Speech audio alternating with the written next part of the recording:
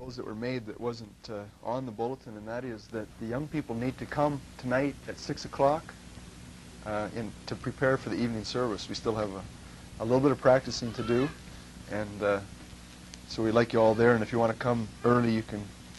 My wife will feed you as well, okay? All right. We want to welcome each one here this morning, Easter Sunday, especially significant and happy day for us as Christians. I would invite you this morning as we study God's Word together to turn to Exodus chapter 14. Exodus chapter 14. This is not your average Easter Sunday morning message, but it is appropriate, I promise. Exodus chapter 14. For those of you who have been with us for a couple of weeks now, we have begun a short series on the spiritual preparations that God does in our lives as Christians. And we are following the example of Israel back in the Old Testament when God brought them from the land of Egypt out of bondage and led them through the wilderness on the way to the promised land, to the land of Canaan. The Holy Spirit moved Moses to write these words. The Holy Spirit also used the Apostle Paul to write much of the New Testament, and it's in Paul's writings that we discover that it was God's intent that Israel experienced the things they did in the wilderness as a specific lesson, as a grounds for lessons for God to show us principles by which we operate or should operate in our lives today. For example, we observed a couple of weeks ago from Exodus chapter 13 that when God led Israel out of bondage in Egypt, that he did not take them straight to the promised land. That would have taken them a week. There was a road that went directly northeast from Egypt, skirting the shores of the Mediterranean Sea, went directly from Egypt to Palestine. God doesn't do that with us. He doesn't take us directly there. Otherwise, the moment you get saved, you would be in heaven. Right? He doesn't take us right there. He leaves us down here for a while. We don't know how long. Israel didn't know how long they were going to be walking in the wilderness. They didn't know when and where and precisely how God was going to lead them. And that's the starting place, that there's a certain amount of uncertainty in our lives day by day. I can't tell you for sure what I'm going to be doing, and you don't know what God holds for you in your life in the weeks and months, perhaps years if the Lord tarries. And there are principles that govern us in this time in which we live. We should depend upon the Lord. We should believe that He is going to guide us. We should not throw our hands up in despair and fret over the uncertainties of life. We can deal with the apparent uncertainties of life by depending on the one thing that is certain in life. I'm not talking about death or taxes. I'm talking about God's presence with us. God was present with Israel in the cloud of fire and the cloud by day. And that was His day-by-day, moment-by-moment presence, and that He was going to lead them the next step. He never told them what He was going to do tomorrow before tomorrow came. And that is essentially a picture of the way God leads us in our Christian lives as well today. Now I want to go to the next element in the story of Israel on its way to the land of Canaan this morning. It's a fascinating story. It's one that you well know. I'd like to put a little different interpretation on it this morning. I'd like to perhaps interpret it maybe for you for the first time. I think it's fascinating to see what God did with Israel. It's almost laughable. If it wasn't so serious, if it hadn't been so serious, I'm sure the Jews would have been laying on the desert floor holding their bellies and just laughing. But it just isn't that way. I'm sure you don't laugh at the difficulties that you experience in your life. I don't. Lots of times I feel like quitting. What I want to talk about this morning is the I feel trapped syndrome that we as Christians very frequently experience. When you want to give up, when the circumstances of life as they impound on you from every angle, when you feel like there's just no way out, You feel trapped. You start to blame God. You start to complain. You start to bellyache. That's exactly the first experience that Israel had in the wilderness. Now, before we get into that, I want to mention that this point of feeling hopelessly trapped can result from a number of different sources. And there's only one source of feeling trapped that I'm dealing with this morning. For example, there are different kinds of traps. There are traps that come into our lives from Satan. Satan is described as a roaring lion, going about seeking whom he may devour. He's described as the deceiver, the liar, the father of all lies. The devil lays traps and snares for all of us. In 1 Timothy chapter 3, verse 7, it says that someone that would aspire to church leadership should not be a young person, lest he be snared in the snare of the devil. Because leadership carries its own pitfalls and special temptations that a novice Christian simply cannot handle. He'll just fall into the problem right away. 2 Timothy chapter 2, verse 26 talks about unsaved people being taken captive by the devil at the devil's will.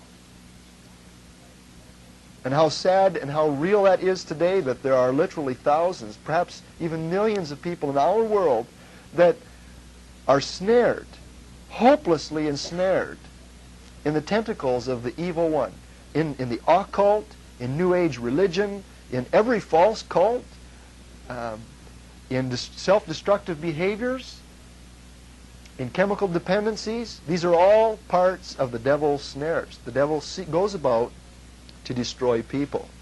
In Isaiah chapter 14, verse 17, when God predicts judgment upon the devil, Lucifer, as he was known in heaven before he fell, he was the original archangel before Michael was elevated to Lucifer's spot after Lucifer fell.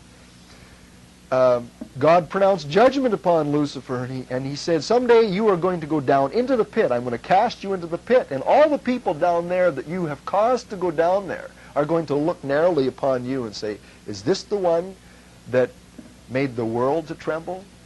Is this the one that desolated the cities? Is this the one that would not open up the doors of his captives and let his captives go free? It's a primary description of Satan. Satan lays traps for people. There is a spiritual being called Satan. He is the archenemy of God. He is not eternal. He is not as powerful as God, but he is the arch rival of God. And he tries to destroy God's creatures. We're not talking about the devil's traps this morning, but they are very real. Secondly, there are traps from wicked people, human beings in the world that follow Satan and that seek to destroy God's people. In Psalm chapter 38, verse 12, David writes about this. Let me just read that one verse.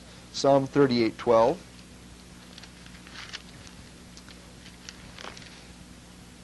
David said, they also who seek after my life lay snares for me, and they who seek my hurt speak mischievous things and imagine deceits all the day long. The Apostle Paul warned in Ephesians chapter 4, verse 14, that Christians, immature Christians, are easily swayed and drawn aside by people that would seek to trap them and to ensnare them in false doctrine. 2 Peter warns against Christians who come to a knowledge of Christ and then are immediately tricked by somebody in the cults, and they are spiritually destroyed. In John chapter 12, verse 10, Jesus himself preached that although he is the good shepherd, there are many false shepherds, false spiritual leaders in the world that, the way I interpret it, have an influence on genuine Christians, and that many times these false spiritual leaders will be turned aside or fall aside from their spiritual responsibility, and then the wolves will come in and drag away the sheep. Jesus predicted that that would happen. The Apostle Paul, just at the end of his public ministry, just before he went into prison, he warned that after he left, that wolves men would come in and trick Christians. Many of the Christians that he had founded in the faith and gotten established in the truth. All right? We're not talking about those kinds of traps this morning. The devil himself, a spiritual arch rival of God, traps human beings. His followers trap human beings, especially Christians. And then you can lay traps for yourselves. You and I, we fall into the traps of our own making. The scriptures are very plain on that point. In Proverbs chapter 5, verses 22 and 23, we read one of the most practical warnings in the Bible. Proverbs chapter 5, verses 22 and 23. The whole 5th chapter is about the wrong kind of sex versus the right kind of sex. And at the end of this, Solomon warns, the ways of man are before the eyes of the Lord, and God ponders all his doings, all the people's doings. The sinner's own iniquity shall take the wicked himself, and he shall be held with the cords of his own sins. He shall die without instruction, and in the greatness of his folly he shall go astray. A lot of people are trapped by their sexual exploits that are contrary to the principles of God's Word. Right? You can mess up your life real quick by disobeying God's guidelines on sexual behavior. Or you can mess up your life real quick by falling into a financial trap. Chapter 6, verses 1 and 2. My son, if you be surety for your neighbor, if you have struck your hand with a stranger, you are snared with the words of your mouth. You are taken with the words of your mouth. Today, if we modernize that, you are snared by writing your name on the dotted line. You can trap yourself real quick today. You can sign your life away. You can make the next 30 years of your life almost intolerable. You yourself. All right? So these are all different kinds of traps and snares that lay out there that we are subject to as God's people. But we're not talking about any of those kind of traps this morning. The only kind of trap that I'm talking about this morning is something that God lays for you and me. Did you know that? God lays traps for his people. Not the kind that the devil lays, because the devil lays traps to destroy. The wicked lay traps for you to destroy you and to deceive you. You yourself mess up your life really badly through ignorance. The kind of traps we're talking about this morning are the kind of traps that God lays that are good for us. Now, you may not believe that.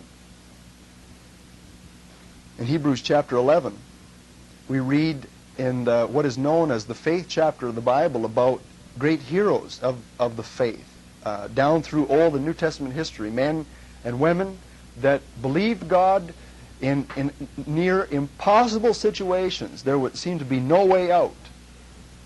Seemed to be no way out. Remember Daniel? Poor Daniel.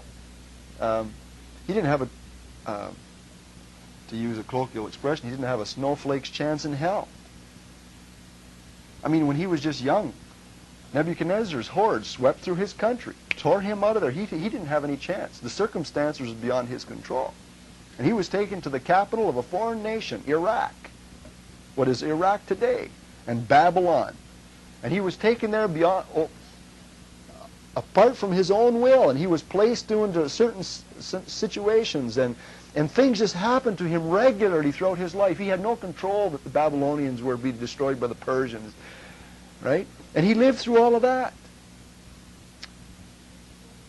God is the author of circumstances in every life, in my life and in your life. And many of those circumstances, and in many of those circumstances, we will feel at times seriously trapped, like there's no way out. We will feel like we are in an intolerable situation. Now, don't get God's traps confused with our own, all right? If you've blundered into something that's your fault, don't blame it on God, all right? You can turn to God and he will help you, but don't blame circumstances of your own making or of the devil's making or of people's making on God, all right? Now, I believe that God is the author of all circumstances, but what we're talking about is the sort of scenario in which there are lots of things that are beyond our control, and God is really the one responsible for those things. You feel trapped? Well, there's a principle or two to learn this morning from Israel on the shores of the Red Sea. What did God do with them? He took them. Here's sort of a rough diagram, all right? This spot is where they lived in Egypt, right? And after the 10 plagues, they were in the wilderness over here. But between them and the real wilderness was a body of water called the Red Sea. And they were smack dab stuck up against the edge of this sea. Pharaoh's army was coming from Egypt, tracking them across the desert. And this is where we pick up the story. God told them to do this. I want you to observe that this was God's trap. The people were here not of their own choosing. They were here not because of mistakes they had made. They were here because God told them to be there, right there. God brought them to that point on the edge of the sea. This was a trap that God laid for his people. Let's read it in the first 9 verses of chapter 14. The Lord spoke unto Moses, saying, Speak unto the children of Israel that they turn and encamp before this place called Pi-hahiroth, between Migdol and the sea, over against Baal-zephon. Before it shall you encamp by the sea. Forget the words, or forget the names. The point is who's doing the instructing here? Who's the navigator? God is. And he said, Moses, tell these people where to go. For Israel will say of the children of Israel, they are entangled in the land, the wilderness has shut them in. And God says, I will harden Pharaoh's heart that he shall follow after them, and I will be honored over Pharaoh and over all his host, that the Egyptians may know that I am the Lord. Now the next phrase is significant. So what did Israel do? Did they sin?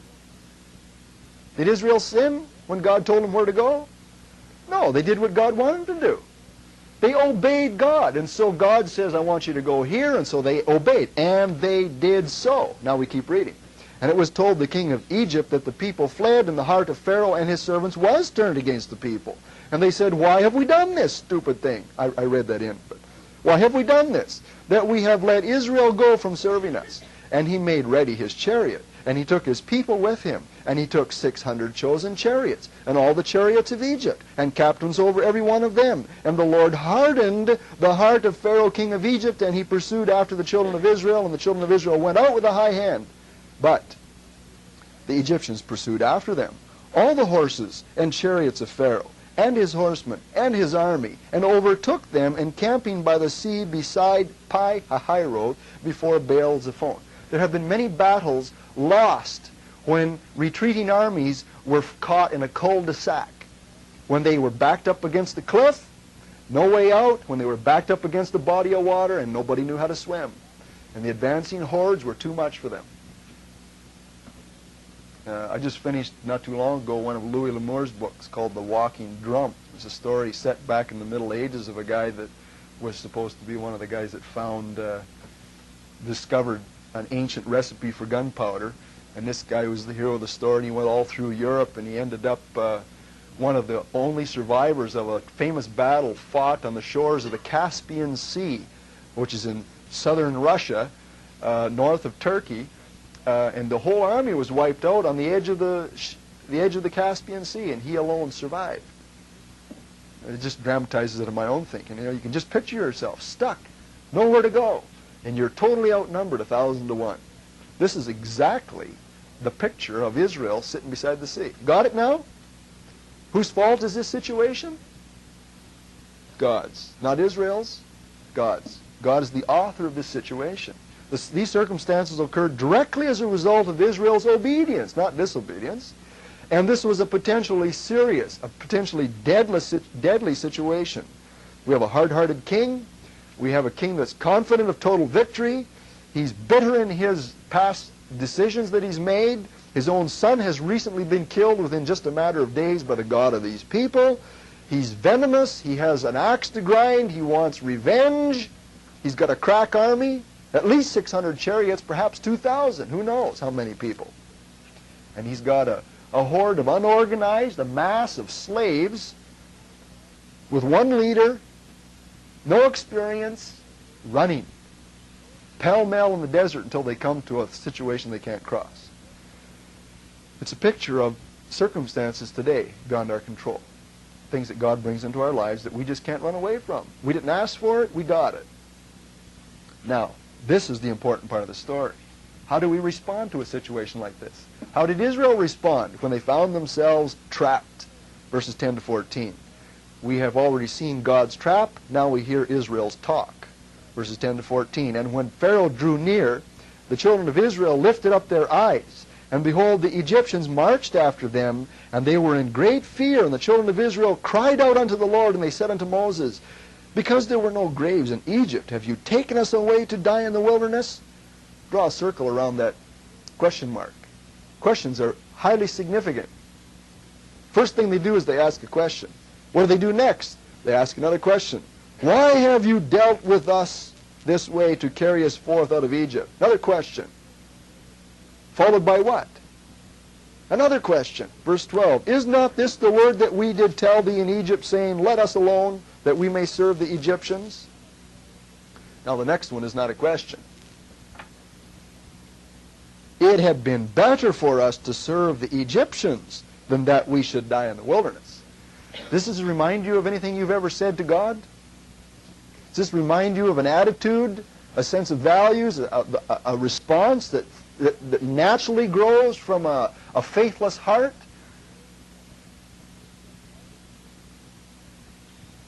The first thing the people do is cry out to the Lord. Now, if that's all they've done, no problem. Right? It's normal for us. God wants us. He tells us to cry, call on the name of the Lord, and thou shalt be saved. Isaiah chapter 45. God appeals to people all over the world. Call unto me, all ye the ends of the earth, and I will save you. Well, the people started out right. They cried out unto the Lord. This is the normal human response, and it's not wrong. God is obviously the source of salvation and help. But then the next two verses, verses 11 and 12, show us the unbelief and to show us the wrong way to respond when we feel trapped by our circumstances. First of all, there's a question. And questions are many times accusatory. They are negative. They are critical. They are blame-casting. They are questions that imply a challenge to authority. They are questions that imply insubordination. Any parent here that has a teenage kid knows all about what ramifications questions can hold. Right? And that's because we've gone through it ourselves, and we did the same thing to our poor mom and dad. Why do I have to do that? It's just a question. Right? But a question can carry certain insinuations, right? Well, this is exactly what Israel was doing. They were now turning to the nearest representative. They were looking for somebody to pound on. I don't like my circumstances. I didn't ask for this. I was just doing what you told me to do, Lord, and now look what you did. Where's the preacher?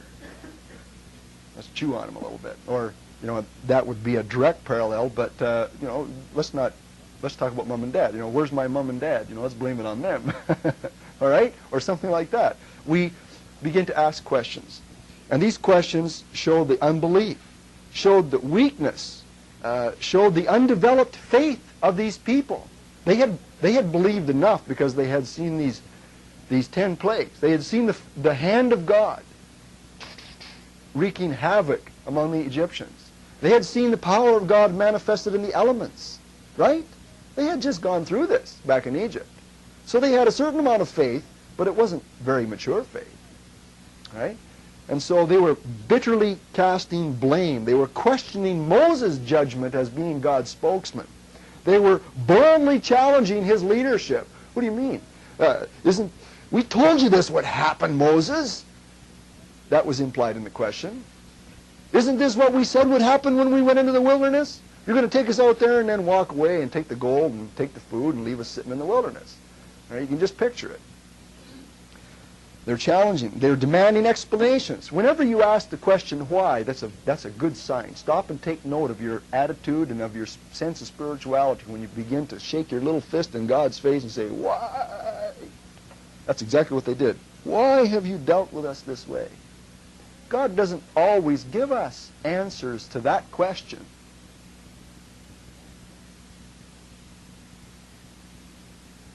When we demand an explanation, we're not being very cooperative, and that always shortcuts the solution. When we start to get stubborn, and we bitterly and anxiously demand an explanation for the situations that are beyond our control in life, we're out of place. In Romans chapter 9, I always go to Romans chapter 9 in my mind when I hear the question why, because this very situation is taken by the Apostle Paul and developed in another line of theology. God chose some people to bless them in Jewish history. God chose to bless Israel, and he chose not to bless Pharaoh. That doesn't seem fair, does it?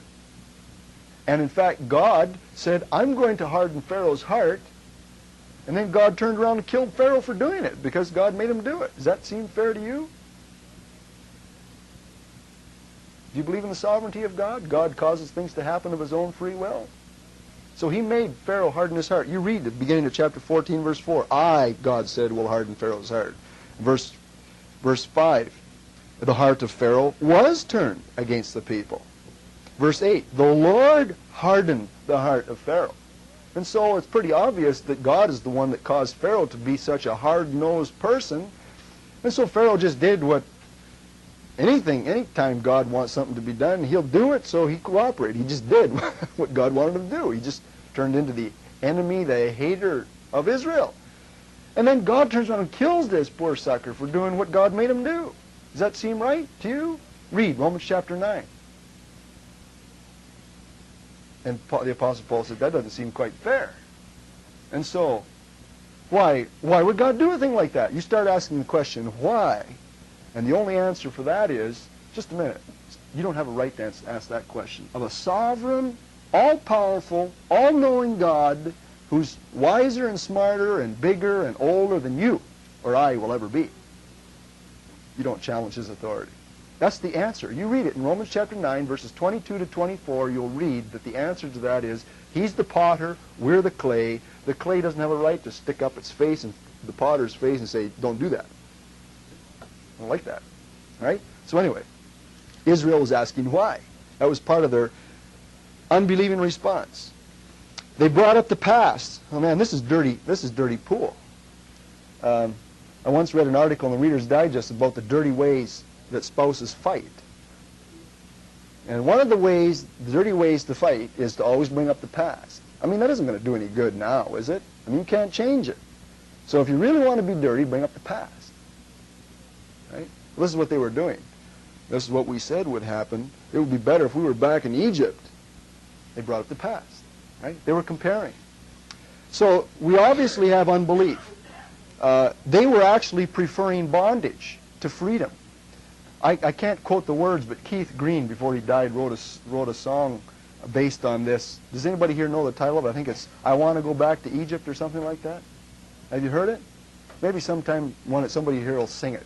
But it's a pretty cute, it's a pretty accurate description of the mentality of these Jewish people. I want to go back to Egypt. I don't like this freedom, sort of thing. Right? So, God trapped them, and then they started to bellyache. Moses reacts to them, verses 13 and 14. Moses said unto the people, do not fear, stand still, see the salvation of the Lord, which he will show to you today. For the Egyptians whom you have seen today, you shall see them again no more forever. The Lord shall fight for you, and ye shall hold your peace. Moses was right on target. Moses was God's faithful messenger. Moses gave good advice. These people were reacting in unbelief, and Moses was faithful. As the book of Hebrews says, Moses was faithful in all his house. And he was telling the people, just a minute, hold on, cool it for a minute, trust the Lord, don't do anything rash, as if they could. Right? Don't start swimming across the water. You know, stand still. Don't do a thing. Just wait and watch and see what happens. Now that's pretty good advice. You can't go anywhere. You're trapped. So what are you going to do? It's human and natural for us to look around and to grasp at any straw that the devil will poke towards us, tempting us to take things into our own hands. Now, if Israel had done anything, imagine 500,000 Jews running across the desert, away from the edge of this water, trying to get through this army. Would that have done anything? Imagine 500,000 Jews with all their belongings trying to swim across the Red Sea. You know, it's hard enough for those decathlon athletes to, you know, did you ever see the waves and the turmoil? I don't know. Anybody here watch CBS Wide World of Sports? Watch all those guys, 50 or 100 strong, swimming across the water. You know, if I got caught in a crowd like that, they'd pummel me to death because I'd never make it to the top. Right? Can you imagine what these Jews would have been like trying to swim with all their gold and silver and their necklaces and their jewelries and their babies and their donkeys and their everything else they had? If they'd have taken things into their own hands, which is the kind of response that we normally do in our unbelief, instead of standing still when we feel trapped and when there doesn't seem to be any way to go, instead of trusting God, we tend to take things into our own hands. In this particular case, Israel did not do that. They couldn't. Literally, there was just nothing they could do. They could see the sense in not trying to swim, and they could see the sense in not trying to one-on-one on the Egyptians, right? Didn't work. There was just no other options. Okay? So what did they do? Well, they did exactly what God wanted them to do. They stood still, right? And I don't know how much peace there was. You shall hold your peace, Moses said to them. But there was nothing they could do. They couldn't really fight because they had very few weapons. It says they went out armed, but I don't think they had near. They were totally outnumbered. By the way, the advice that Moses gave to Israel is quite similar to the advice that Jesus gave on the resurrection day to his disciples. Did you know that? I was noticing that this morning. When Jesus met his disciples in the upper room that night, resurrection night, they had the doors and the windows blockaded, and all of a sudden, pow, there's somebody in the room. Wouldn't that, what's the proper word? Wouldn't that psych you out a little bit? Wouldn't that kind of do something to you if all of a sudden there's somebody in the room? Right? So Jesus' first words on 2 or 3 occasions to his disciples right after the resurrection was, hold it, take it easy, stand still, peace. Wait here. Don't do anything rash. I think the disciples were probably feeling kind of trapped. I mean, Jerusalem wasn't a great place to be if you were a follower of Jesus Christ 3 days after 3 days after Good Friday. It wasn't Good Friday for them, right? It was Bad Friday, right? Tony Campolo has a marvelous message on this subject. It's called It's Friday, but Sunday's Coming. Tremendous Easter message. If any of you get a chance to get a hold of that video and watch it, it's really something. It's really good. But anyway, Jesus' message to his disciple was, peace be to you. Tarry here and wait.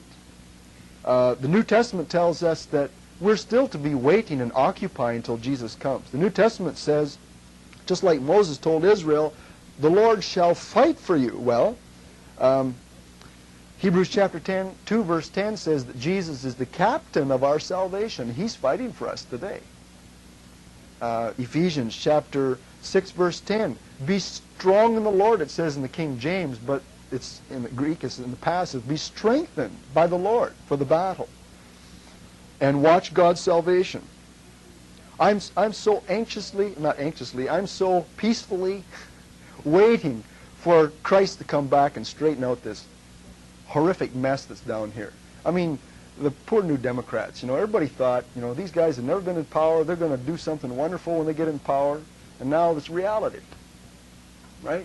I'm not saying that they can't do anything. I'm just saying it's reality. There are no human solutions to all the human problems. No government will do that. Only Christ will be able to solve the problems of this world. And we look forward to a kingdom, Peter says in 2 Peter chapter 3, verse 10 and 11, wherein dwelleth righteousness, when Jesus Christ is going to come back, and he's going to deal with sin, and his armies are going to bring justice and peace. Well, so this is Israel's talk in unbelief. God's trap, Israel's talk, and we want to wrap up this morning, verses 15 to 31 with the Savior's triumph. The Savior's triumph. The resurrection story, by the way, is a triumphant message. And this story is the classic Old Testament, it's the single Old Testament event that to this day the Jewish nation remembers. The Passover, still today, Friday night, the Jews all over the world, any Jew that was at all religious was remembering this event right here that we are studying this morning. The deliverance of Israel from Pharaoh's armies across the Red Sea. Right? They were remembering it. All right? Now, we don't have time to read it, but I just want you to observe something. I'll try to summarize the story quickly. In verses 15 to 18 in this chapter, God gives his promises, he gives his predictions, and he explains his plan. Before he even does a thing, he says, Moses, quit whimpering, tell the people to be quiet, and this is what's going to happen. This is what I'm going to do. I'm going to fight your battle for you. I'm going to deliver you. I'm going to destroy the Egyptians, and I want you people to start walking toward the water. That's what he told them. I said, get those people lined up and start walking. Go forward, he says. Read that in verse 15. Tell those people to start marching. Where? Now, just a minute. This is part of the comical part of the story. These people were trapped. I don't know about you, but I've never been able to walk on water very good. All right? It just doesn't work for me. Right? God was telling his people to do the seemingly impossible. He was telling them to take a step into the unknown. He was telling them to act in faith. He was saying, go there, forward. That is, cross the water over there. Right? This is what I'm going to do. And he says, I promise you that it will work. And he promised he was going to defeat the enemy. In verses 19 to 30, he kept his word. No more promises, no more predictions, no more plan. Now we have provision. Now we have reality. Now God works. What was God's part? The very first thing that the angel of the Lord did is he took the cloud and he moved it between Israel and the army. This is good military strategy, by the way. They did it in Iraq just recently, right? They were throwing all kinds of bombs and everything, incendiary devices that would smoke screen the enemy, right? Confuse the enemy, make them ignorant, right? Can't tell what's happening. So God was the master military strategist and analyst. So God puts up a smoke screen, literally. Right? Then he caused a strong wind to blow. You believe that? A strong wind that divided the water? It says it did it all night. Dried up the seabed, divided the sea. There have been all kinds of denials of this. This is the miraculous element in the story. But of course, when God creates a humanly impossible situation, the only possible solution is a divinely instituted solution, and that implies a divine power. Velikovsky, some of you might have heard that name, was a guy that's been laughed at in scientific circles for years, theorized that the only explanation for the parting of the Red Sea was a comet coming so close to the Earth that created tidal waves, and it created super gravitational aberrations, and that it created earthquakes, that there were such traumatic occurrences in the strata of the Earth's crust that that's the explanation for this hole through the sea, right? I don't believe that. Maybe there was a comet, right? But it says that God created a wind. Now, it had to be a pretty low-flying comet if it was a wind. And it had to be pretty slow flying to last all night. You understand? That doesn't quite fit the facts of the case, right? I believe that God did it just the way he said. And that takes a miracle. And I believe in miracles because I believe in God, right? So God's part in this story was to disorient the enemy and then to intervene in a miraculous way. He troubled the host of Egypt, it says. He just made them all upset, confused them. He says he actually called their machines to fail. He caused all kinds of mechanical failures. That's right. They started driving their chariots after the Israelites, and God made the wheels fall off. And he was pulling cotter pins real fast. Right? I don't know. But God caused the wheels to fall off the chariots. Now, that's mechanical failure any way you look at it. God made it happen. Right? Then he covered the Egyptians up with water, and he drowned them. And it says at the end of the chapter, in the second part of verse 30, that Israel saw the Egyptians dead upon the seashore. And the thing is, in verse 30, the end result was God did just like he said he was going to do. He predicted and he prophesied deliverance. He said he would fight for his people, and he did it. In verse 30, thus the Lord saved Israel that day out of the hand of the Egyptians. That was God's part. Israel's part, fascinating. Listen to this. This is really neat. What did Israel have to do? Nothing. Nothing. They stood still. It says that they didn't move in verse 20. He stayed there all night while God was parting the water. And then when he told them to go, all they did was walk. It doesn't say they ran. It doesn't say they fled. It says in verse 29 that the children of Israel walked on dry land across the sea. Now, they couldn't take a whole lot of credit for the solution for this problem, right? When we are faced in our lives with insurmountable difficulties where it seems as if there is no place, there is no way out, when God supernaturally brings circumstances to bear in my life that I have no control over, we don't run ahead of God. We don't rely upon our own abilities to solve the problems.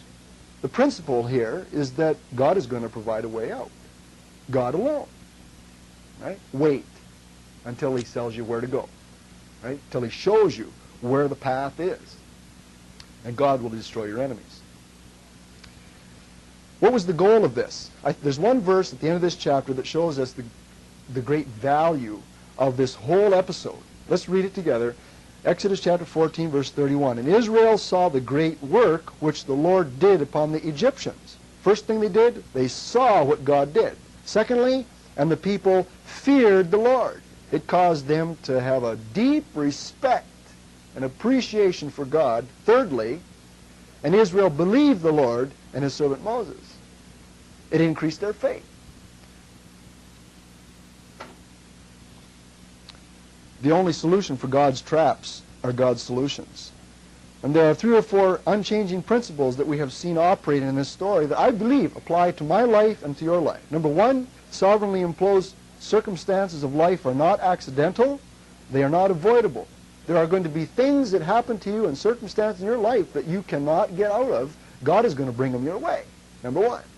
So don't try to run away from them and don't blame God for them. Just accept it. This is the way the life is. Secondly, such situations are opportunities to see God at work in your life. You can take things into your own hands and lose sight of a miracle, or you can trust God and see a miracle. Thirdly, such situations require faith in a living God. If Israel had taken things into their own hands and started swimming, or started running towards the Egyptian army, which was the only 2 options they had, or committed suicide, if they had taken it into their own hands, that would have been lack of faith, and they would not have seen God do a miracle. This is essentially the Easter message. This is an Easter message this morning, on Easter Sunday morning. 8 times in chapter 15, which is the song that Moses mote immediately after this event. 8 times in Exodus chapter 15, Moses talks about God is. God was real. God was present. The resurrection story is not just something that Christians believe in. The Jews of the Old Testament believed in a living God. None of them had physically seen his face, but they saw his cloud, they saw his work in their circumstances. They believed he was real. They knew he was real because he worked in their lives. That is no different. The dynamics are synonymous with us today. Right? God will intervene, I believe, in some cases in a physical way, in a material way, in a literal way. He changes circumstances. Right? And I've seen him doing it in my life. We need more testimonies of that sort of thing. And this explains to us why God does trap his people. Why does he do this? Because he wants us to learn to see. Why does he do this? Because he wants us to give him more respect. Why does he do this? Because he wants us to trust him more. Now, I wish we had time this morning to open this up and to have some testimonies of people that have felt trapped and have experienced recently in your lives situations where there was no way out. You didn't ask for it, but you got it. And you just had to simply wait and pray and trust and watch God do something. But that's the way God operates. I think it's fascinating, isn't it?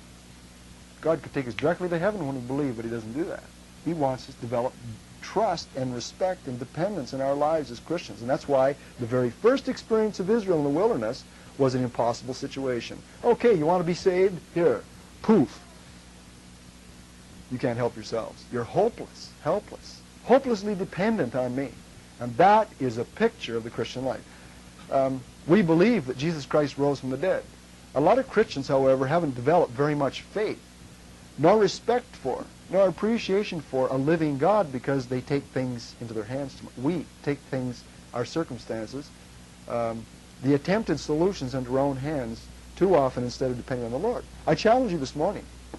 Let the living God provide a solution to your impossible circumstances. Let's pray. Heavenly Father, we want to trust you more, and it's certainly not easy when we have developed the habit of wresting control of our lives and our circumstances into our own hands. My prayer, Lord, is that you would help me to depend more, to stop running to wait more consciously upon you when I see that life is difficult and I need you. I pray, Lord, that all of us would learn this principle.